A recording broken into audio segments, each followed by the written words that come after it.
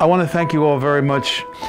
One of the things that the film is to me is a testament to idealism, and which seems to be almost cheesy to talk about these days, and because we didn't know what we were doing, we didn't have a camera. I had the most film experience because I had seen the most movies, and so none of us knew anything. We didn't have a plan. There wasn't a narrative. Essentially, it was going to be a cheesy infomercial for gratitude, you know, about raw food and this fat guy, and there were these fractured relationships in my orbit, and they took the foreground. Somehow, and that didn't happen because we thought of it. Actually, we shot 120 hours of tape.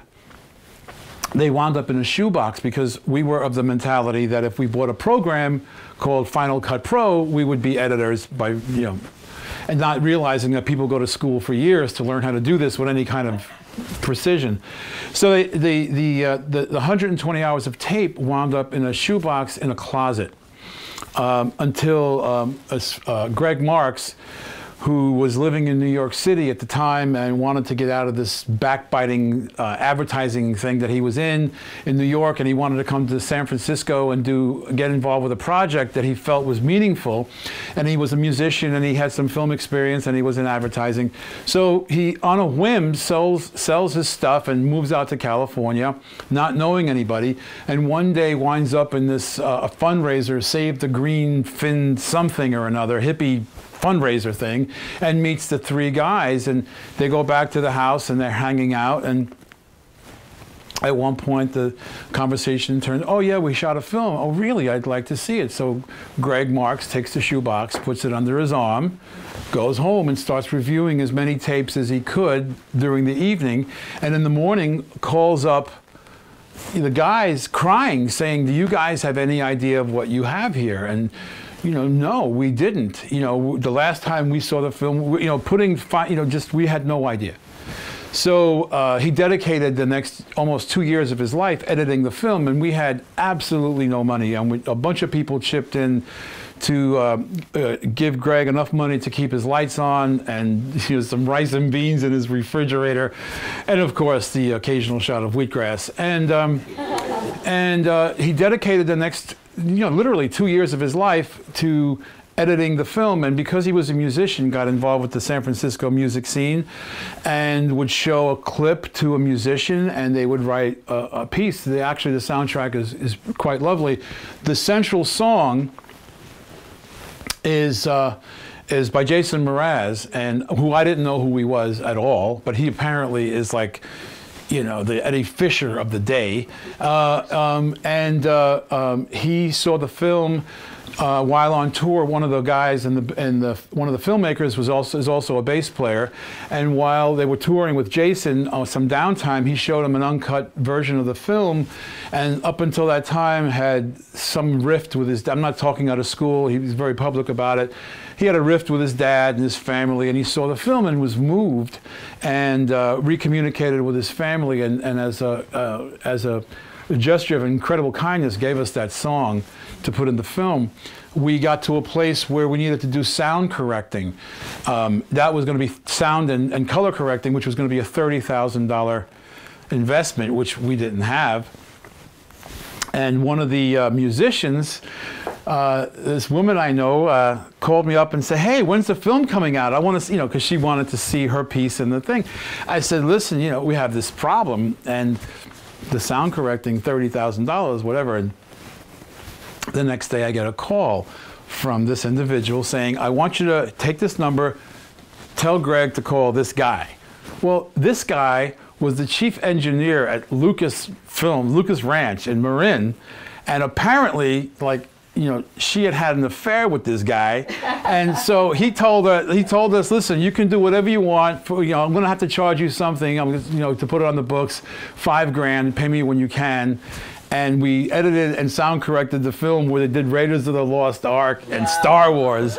And I'm thinking, honey, what did you do to this guy for $30,000? Because, like, I want to know.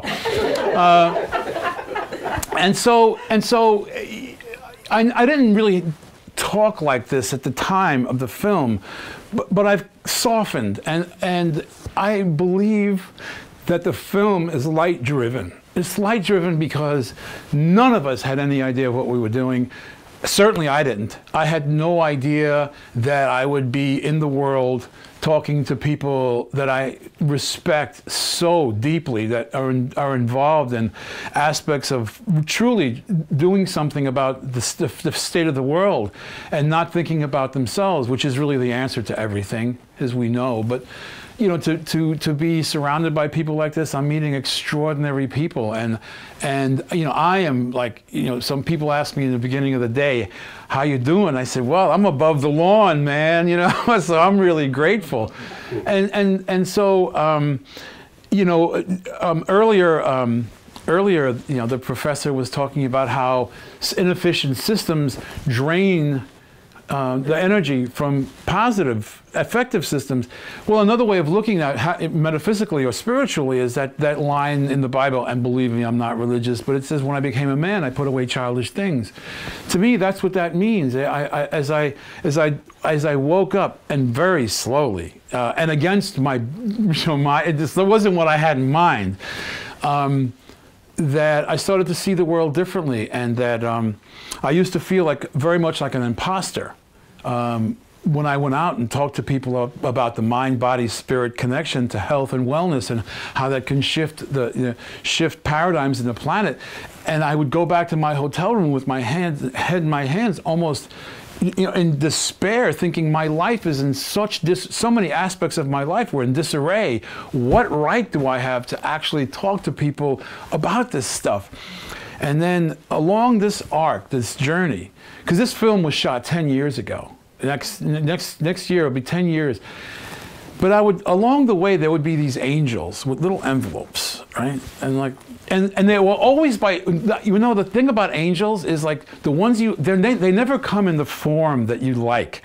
They don't look like Rita Hayworth, you know. They don't look like Antonio Banderas. They really are nondescript. You know, I believe that the spirit never enters in, you know, announces himself before he shows up, or she shows up. But this guy shows up with this little message, and I'm telling him, like, I'm, you know, really upset, and he said, Frankie, he says, don't let your mess get confused with your message. And I thought, wow. And then he starts to list all these incredibly wonderful people that were profoundly flawed, that the world would be a different, terrible place if these people had not been here. Not the least of which the guy that founded Naropa. Like, right, you know, I was watching that video last night, you know, Crazy Wisdom, and so you know, and I think that there is so much work to do, and that to take this on, and also, like, the whole New Age thing, right? Like, people, I'm kind of on the periphery. You know, I'm in the New Age, but I'm not, because some of it sounds like spiritual materialism to me. Like, it just doesn't sound genuine. But there are a lot of, I just feel that in some areas. But I think that that's easy to say pithy things like everything happens for a reason, and sometimes it's a really terrible reason. Yeah, it happens for a reason. And I think that there's a lot of work to be done, and people in the New Age like to banty around words like spiritual warrior. You know, it's like, wow, like, really, you get medals? You know, like, to me, like, a spiritual warrior is not a white guy in dreadlocks that smells like patchouli, you know, wearing a, you know, tunic. To me, like, if you really want to be a spiritual warrior, number one, I think for me, I have to face everything that I've ran away from all my life. I have to look at the truth inside of myself. What do I really desire? What is it that I'm afraid to tell people, and face those things? And also, it also means, to be a spiritual warrior, that it doesn't mean that I hang out in Marin.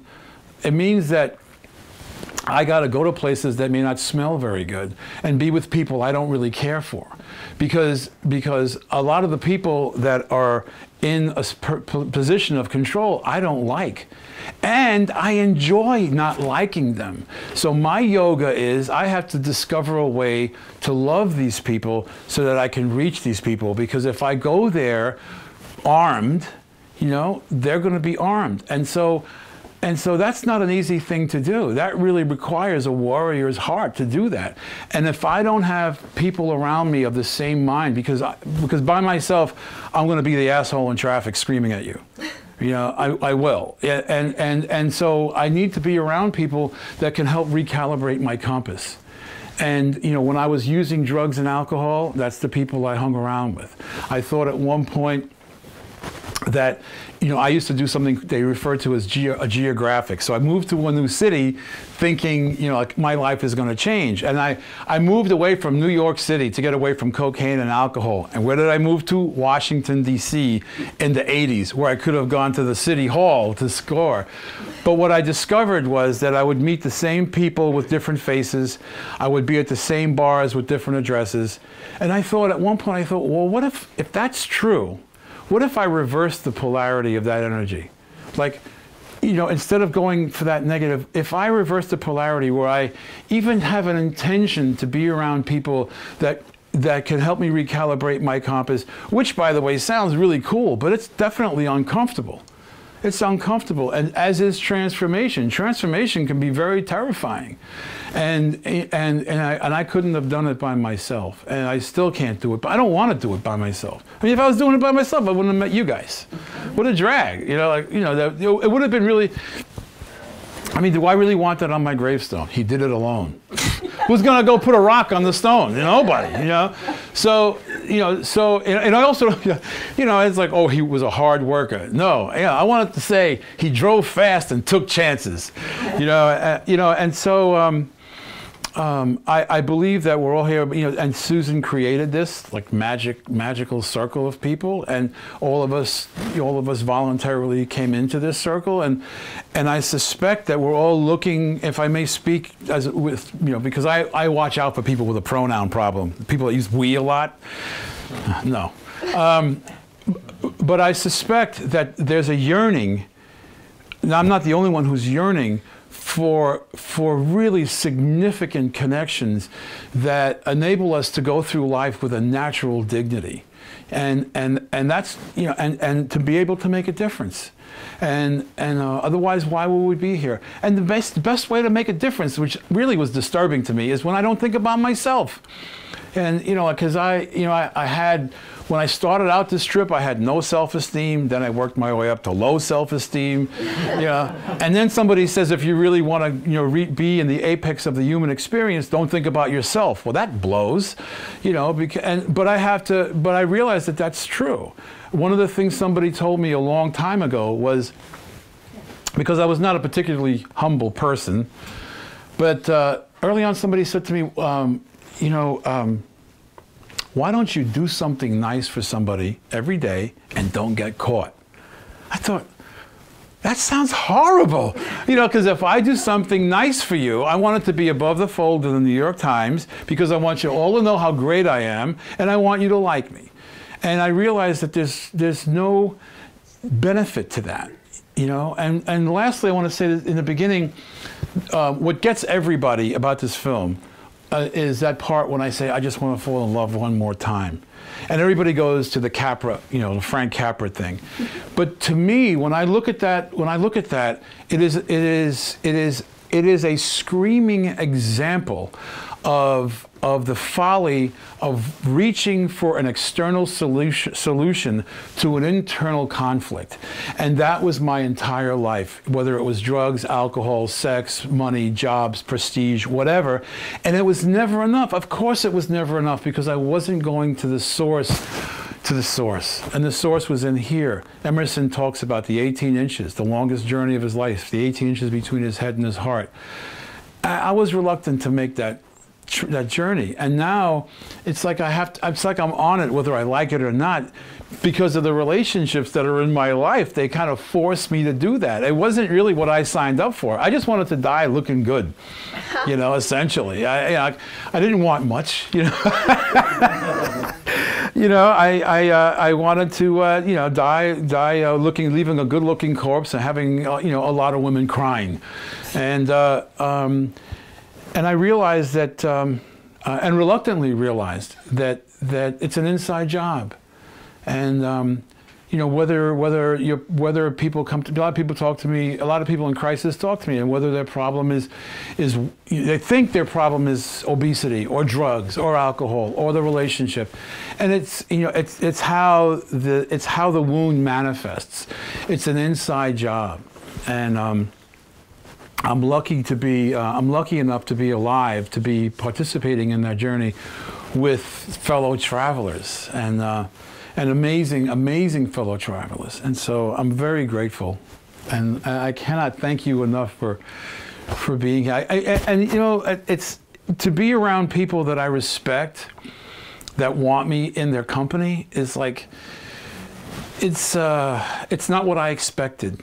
It's not what I expected, and rather than get into the whole like, oh, isn't this great thing? It's like it forces me into a deeper place. Like, okay, well, okay, that's really nice, and ego-wise, it's really a nice thing. But what is it about? What am I supposed to do? These people, you know, because it says in the Course in Miracles that when the universe assigns you a task, it will also send you mighty companions, and they keep showing up, and I'm not even trying to hit on them. You know, they're just coming up. You know, they're just showing up.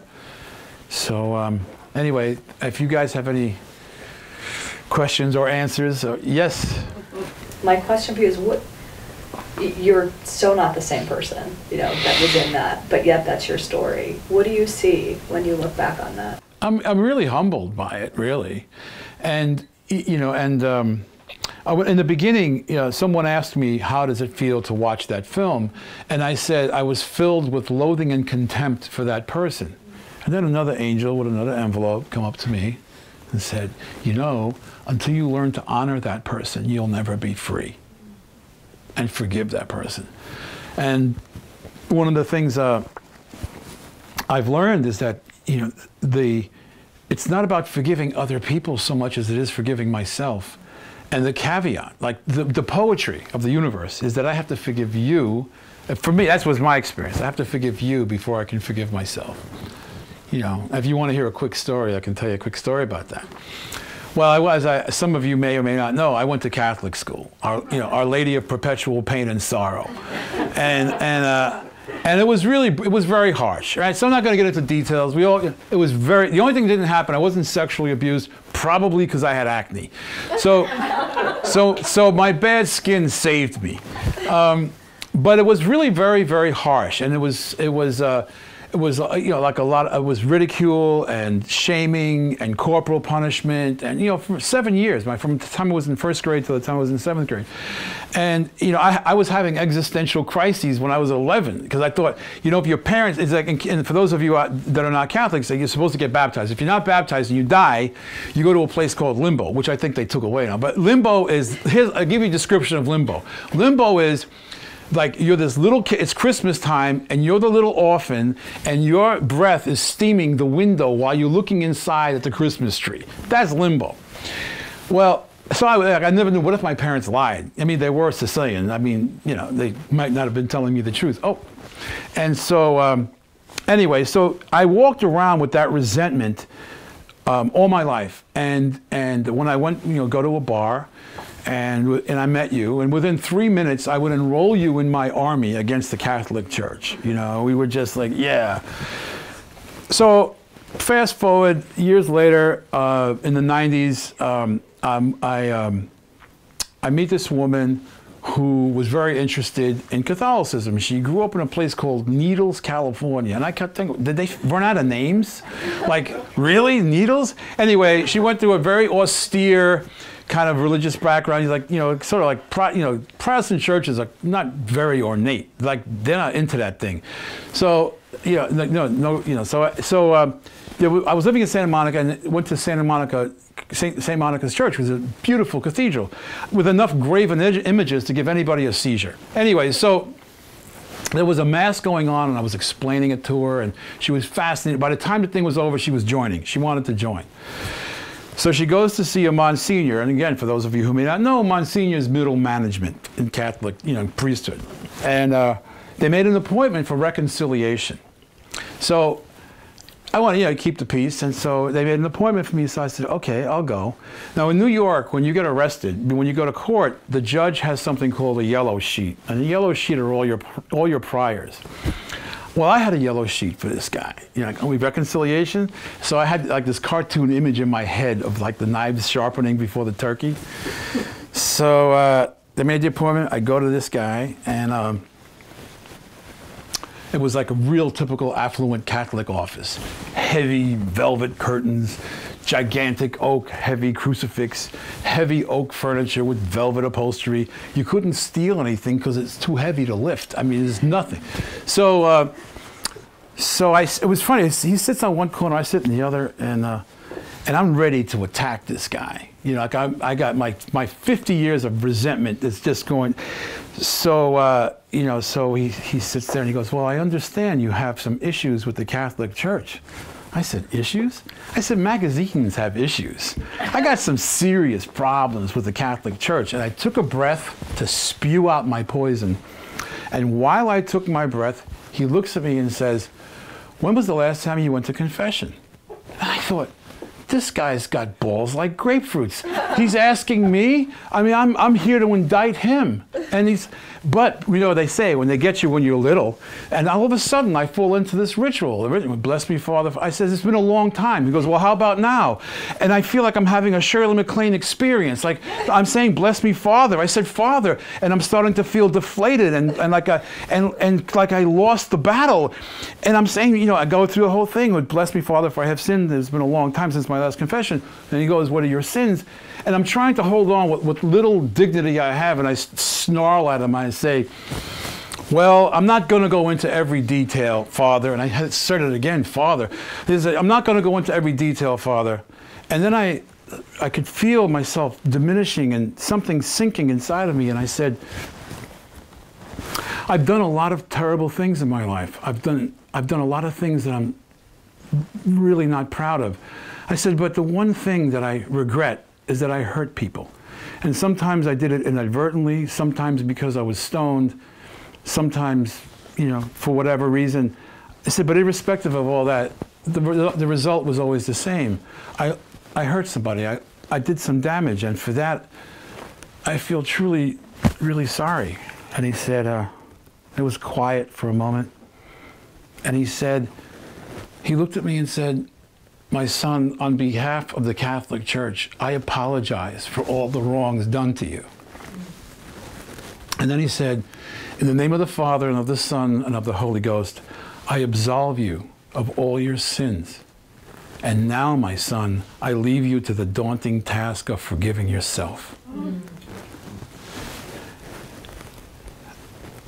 When I walked out of that office, it was a bright, bright day, and there were no shadows. There was no shadows. And I felt completely lost. One would think that it's a moment of rejoicing and celebration. I had lost a piece of my identity. I didn't know who I was, because that's how I identified myself. I identified myself by all these crushing things that happened in my life, and this was justifying my behavior and my decisions and everything. All of a sudden, that was gone. In an instant. It was like this moment of grace that I didn't ask for. And I had to spend time really like re-identifying a big part of who I was.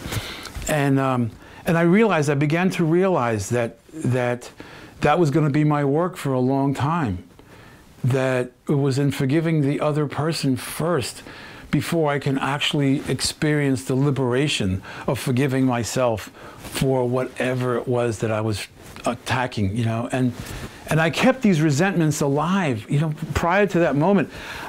It wasn't just that everybody who did anything to me was dead, but I kept them in life support, and I made sure their resuscitation apparatus was functioning, and I would visit them periodically to make sure they were okay and at least still breathing.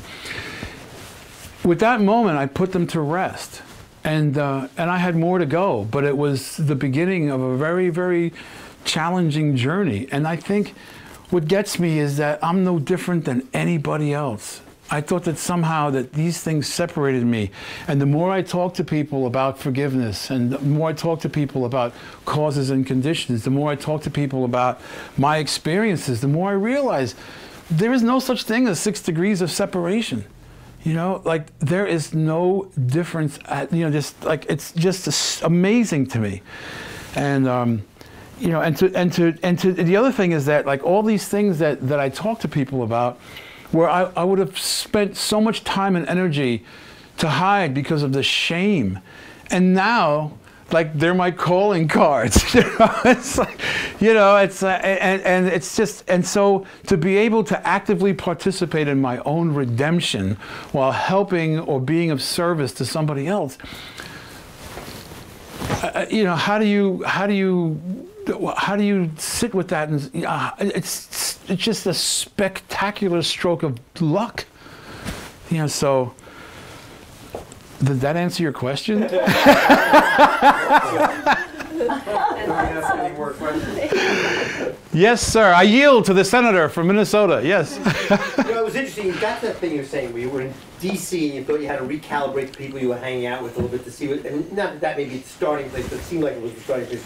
And then you left it for a second. What actually happened at that point? What did you really do? We mean in D.C.? Yeah. Oh, I wasn't ready. You know, it was my transformation has been painfully incremental. You know, and that's the other thing. People see an arc. They like the film, right? There's an arc. There's a beginning, and also I think it's the tragedy of early American cinema, where we put life in a bento box. The bad guys always get caught. The good guys always get the girl, and all of that.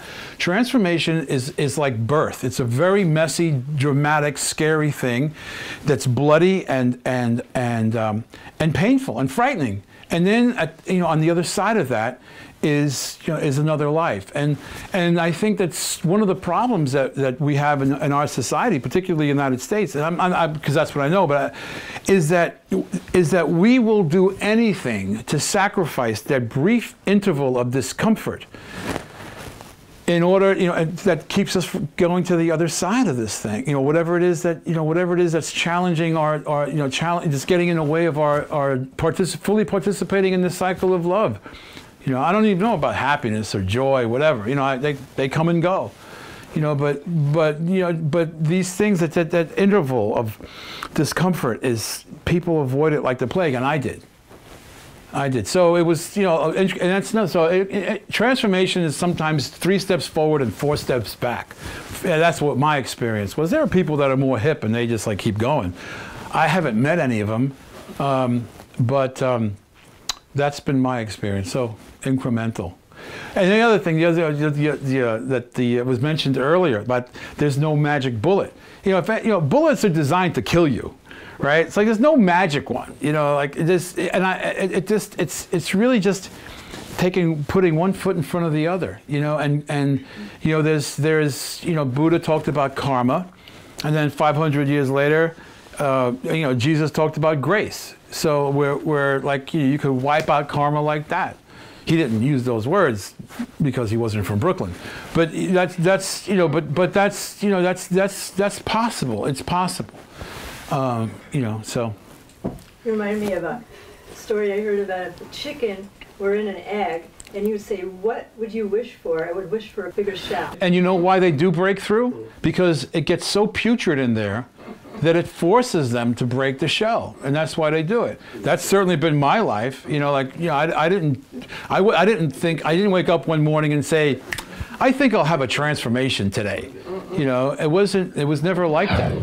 And when you speak, there's no arrogance to it. In other words, that you are struggling and you see it as a long process. Is there anything over the 10 years that you've gotten in this journey that you could never go back, that you can you have in the bank, that you don't have to struggle with it anymore?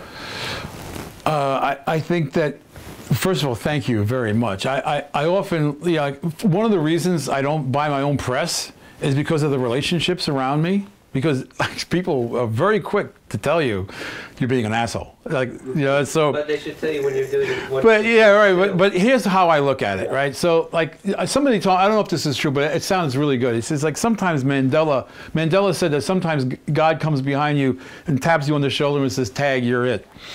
And the way I look at it is like, you know that story where like Jesus is going to Jerusalem on the donkey, right? And it's Palm Sunday, and they're throwing palms at him, they're cheering and all that stuff. Well, like kind of look at it that way. Like I'm the donkey. I get to carry this message, but sometimes the donkey thinks they're throwing the palms at him, right? But I'm just carrying a message. I was privileged with carrying a message that a lot of people have. I'm not the only one that has this message. And, you know, I'm just grateful. And as far as like, I think that the thing about awakening, which is mine has been painfully incremental, is that once you do honestly awaken in a certain aspect, that you can't go back. You just can't. Even if you try, you can't. It doesn't, you know, there's a familiarity about. I mean, like one time, you know, I had recently, I just lost 120 pounds, and I was in Kansas City, and there was a screening, and people wanted to go out to eat afterwards. The only thing open was a Cheesecake Factory.